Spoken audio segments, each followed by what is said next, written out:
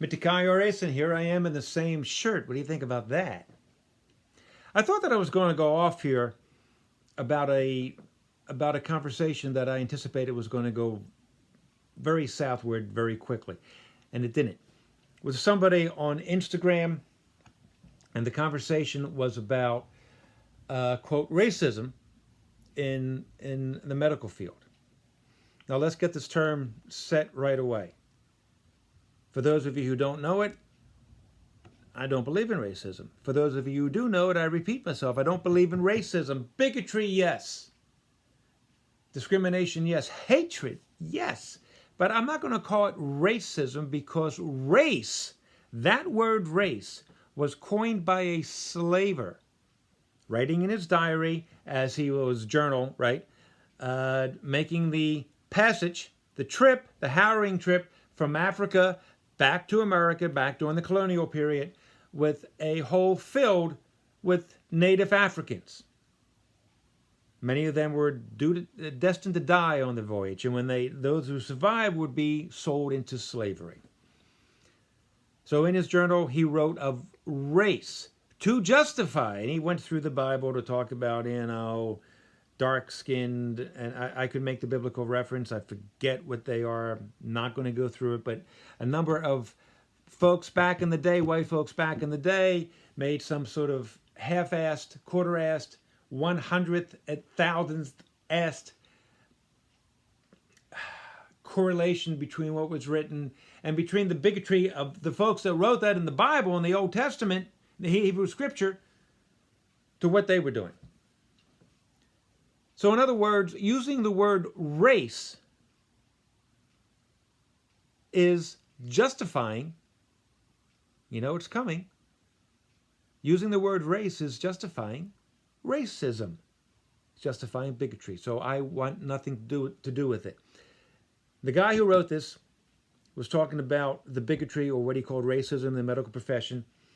He talked about the belief that blacks have physically thicker skin than white folks, which I had never heard before. If that's a belief, then it needs to be stopped, it needs to be changed. But then again, maybe that's true. But he said that because of that belief, that the belief was that blacks could take more physically demanding treatment. That needs to change, obviously. Absolutely. If that is true. I honestly don't know if that's true or not. But if it is, and that's the prevalent belief, then educate and change.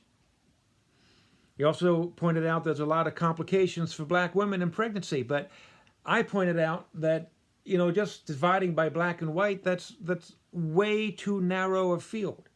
There is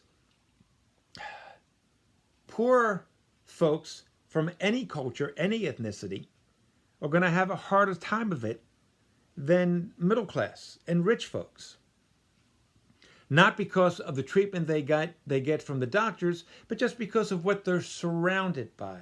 They're surrounded by poverty, by pollution, by stressors that a lot of middle and upper class folks just don't have. And then you have family history of complications. Perhaps the pregnant woman is in an abusive relationship. Perhaps they're using drugs. Perhaps the one that impregnated her is using drugs.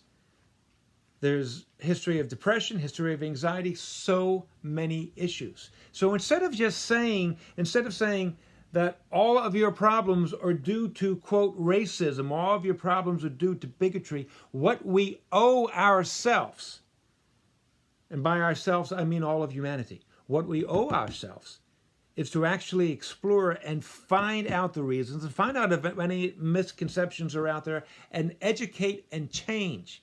You accuse people of being racist. Yeah, a lot of them these days are saying, oh my God, yes I am, filled with contrition, and they go off perhaps on the wrong avenue. And then you have a lot of other people saying, no, I'm not, and they get really defensive and they dig themselves in and they spend more time trying to prove to you that you're wrong, which I think is wrong. Going off in the wrong direction. This shouldn't be about personalities. It shouldn't be about insulting someone or trying to defend yourself from being insulted.